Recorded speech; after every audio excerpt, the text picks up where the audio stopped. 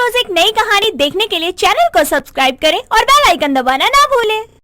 मीशा को मच्छरों की भिन भिन से बहुत गुस्सा आता था। उसे अपने आसपास एक भी मच्छर बर्दाश्त नहीं होता था। लेकिन एक सुबह जब वो आराम से अपने बिस्तर में सो रही थी, तभी अचानक कानों के पास मच्छर के भिन भिनाने की आवाज सुनकर मीशा गुस्से में उठती है और बिना देखे अपनी साइड में से तकिया उठाकर हवा में घुमाते हुए कहती है, आज छोड़ूंगी नहीं तुमको। कमीनों, मेरा खून पी रखा है तुमने। मैं दुखी हो गई हूँ तुमसे। आज मैं तुमको जान से मार दूंगी। ना जिंदा रहोगे ना खून पियोगे। मीशा तकिया हवा में घुमा के जैसे ही अपनी आंखें खोलती है तो देखती है कि उसके बिस्तर के बगल में उसका पति पंकज खड़ा है, जिसके हाथों में चाय का कप था, जो कि मीशा के तकिया घुमाने के कारण उसके ऊपर गिर गया। ये देखकर मीशा बिस्तर से उठते हुए कहती है, ओह, ये क्या हुआ? पंकज जी, सॉरी, मुझे नहीं पता था आप खड़े हैं। मैंने तो मच्छरों को मारने के लिए तकिया घुमाया था। सारी गरम चाय आपके ऊपर गिर गई। सॉरी। मेरी ही गलती थी जो मैंने तुमको बेड टी देने की सोची। ना मैं ऐसा करता और ना ये होता। आज के बाद ना कभी नहीं दूंगा तुमको, समझी तुम? कभी थप्पड़ मार कर गाल लाल करती है, कभी चाय गिराकर छाती। पंकज इतना बोलकर सीधा बाथरूम में नहाने चला जाता है। और ये सब होने के बाद मीशा खुद से कहती है, इन मच्छरों का तो कुछ करना होगा। जीना हराम किया हुआ है इन्होंने मेरा। कुछ देर में पंकज के बाद मीशा भी नहाकर नीचे हॉल में जाती है, जहां उसकी सास कामना नाश्ते की टेबल पर नाश्ता लगा रही होती है। ये देखकर मीशा कहती है, अरे माँ जी, आपने नाश्ता क्यों बनाया? मैं आ तो रही थी बस। घड़ी में समय देख ले बहू, 9 बज रहे हैं। तू इस समय उठकर आएगी तो नाश्ता कब बनाएगी? अरे तेरे कारण अपने बेटे को भूखा तो जाने नहीं देती, इसलिए मैंने ही नाश्ता बनाया। माफ करना माँ जी, क्या करूँ? ये मच्छरों की वजह से पूरी रात नींद नहीं आती। तुझे ही काटते हैं मच्छर, कभी तू भी उनको काट ले। कामना बोलते हुए नाश्ते की टेबल पर नाश्ता लगा ही रही होती है। इतने में मीशा को अपनी सास के मुंह के आगे एक मच्छर दिखता है और वो बिना कोई वार्निंग दिए एकदम से ताली मारकर उस मच्छर को मार देती है। लेकिन अपने चेहरे के इतनी पास अपनी बहू के अचानक आए हाथों से डरकर कामना कहती है, बहू, ये क्या हरकत है? मुझे हार्ट अटैक से मारना चाहती है क्या तू?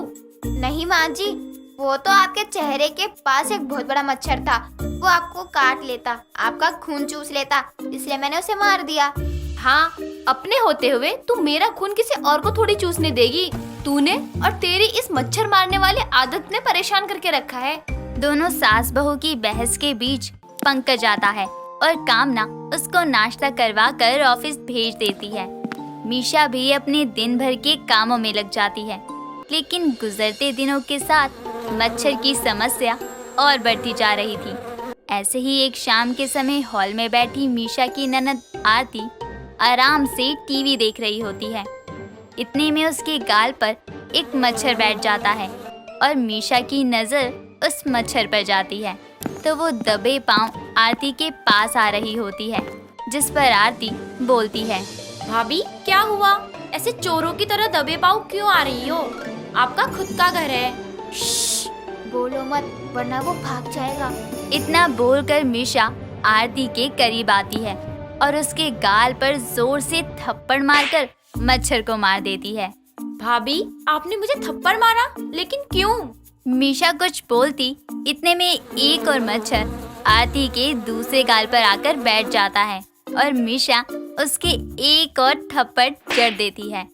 लेकिन इस बार ये सब कामना देख लेती है, जो गुस्से में मीशा के पास आकर कहती है, बहू, ये क्या हरकत है? तूने मेरी बेटी पर हाथ उठाया? माँ, एक बार नहीं 2 बार भाभी ने मेरे दोनों गालों पर थप्पड़ मारा, वो भी बस टीवी देखने के लिए। माँ जी, मैंने एक्चुअली में आरती को नहीं बल्कि मच्छर को मारा, यही कहना चाहती है ना तू? बहू, तेरा ना ज्यादा ही मच्छर हो रहा है। तू मच्छर मारने के बहाने हम लोगों पर अपनी भड़ास निकाल रही है। सच्ची माँ जी, मैंने तो सच में मच्छर को मारा। रुको, यहीं कहीं पड़ी होगी उसकी लाश, मैं ढूंढती हूँ। ढूंढ लो भाभी, ढूंढ लो। बाद में अंतिम संस्कार भी कर देना। मेरे गाल तो लाल कर दिए ना आपने। आरती रोते हुए कमरे में चली जाती है और कामना अपनी बहू की ये मच्छर मारने की आदत के चलते उससे बोलती है, बहुत मच्छर लगते हैं ना तुझे इस घर में। रुक, मैं कल सुबह ही प्रेस कंट्रोल वालों को बुलाकर पूरे घर में धुआं करवाती हूँ, ताकि इन मच्छरों से और तेरे वायलेंस से छुटकारा मिले।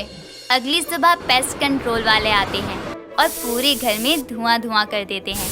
कामना और उसका पूरा परिवार घर के बाहर धुआं खत्म होने का इंतजार करता है और जैसे ही धुआं कम होता है, मीशा सबको घर के अंदर ले जाती है, जिसके बाद वो घर के सारे खिड़की दरवाजे बंद कर देती है और सबसे बोलती है, अब से सब ध्यान रखेंगे कि किसी के कमरे की खिड़की खुली नहीं रहेगी।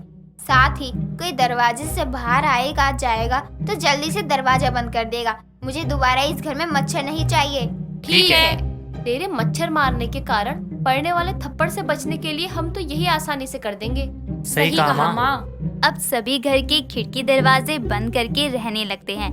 लेकिन एक दिन सुबह के समय बिस्तर पर सोई हुई मीशा के कान के पास एक मच्छर भिनकने लगा और अचानक ही उसकी आंखें खुली। अपनी आंखों के सामने मंडराते मच्छर को देखकर मीशा बोलती है, तेरी हिम्मत कैसे हुई मेरे घर में आने की? रुक, तेरी समाधि तो मैं अभी बनाती हूँ। मीशा जैसे ही ताली बजाकर मच्छर मारने गई तो वो मच्छर कमरे से बाहर चला गया। अब उसके पीछे मीशा भी बाहर, मच्छर आगे आगे, मीशा पीछे पीछे।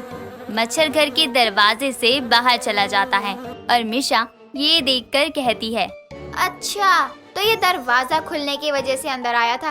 कोई नहीं, मैं इसको मार कर ही रहूंगी अब। घर के दरवाजे से बाहर निकलकर मीशा दरवाजे को बाहर से बंद करके मच्छर का पीछा करती है और वो शैतान मच्छर सामने खड़ी पड़ोसन कमला के गाल पर जाकर बैठ जाता है। मीशा भी ये देखकर ना आओ देखती है ना ताओ और कमला के एक थप्पड़ जड़ देती है। कामना की बहू, तेरी इतनी हिम्मत कि तूने मुझे थप्पड़ मारा। रुक, तू अभी ले, तू भी थप्पड़ खा। ये थप्पड़ पहले वाले थप्पड़ का ब्याज। आंटी जी, मैं तो मच्छर को मारने आई थी। आपने मुझे मार कर अच्छा नहीं किया। लो, फिर मेरी तरफ से एक थप्पड़। ले, फिर तू भी खा। मीशा और पड़ोसन कमला में थप्पड़ थप्पड़ का युद्ध शुरू हो जाता है और ये युद्ध अपनी छत की बालकनी से खड़ी आरती देख रही होती है, जो भागकर अपनी माँ के कमरे में जाकर बोलती है, माँ माँ, भाभी ने कमला आंटी को थप्पड़ मार दिया और बदले में आंटी ने भी मार दिया। अब दोनों के बीच थप्पड़ थप्पड़ प्रतियोगिता हो रही है। हे भगवान, मैं क्या करूँ इस बहू का। इसके लिए प्रेस कंट्रोल भी करवाया, लेकिन ये फिर किसी मच्छर के पीछे निकल गई। चल बेटा, चलकर रोक।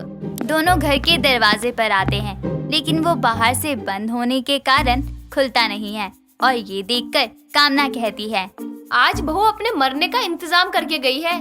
माँ, अब क्या होगा? इंतजार, लड़ाई खत्म होने का।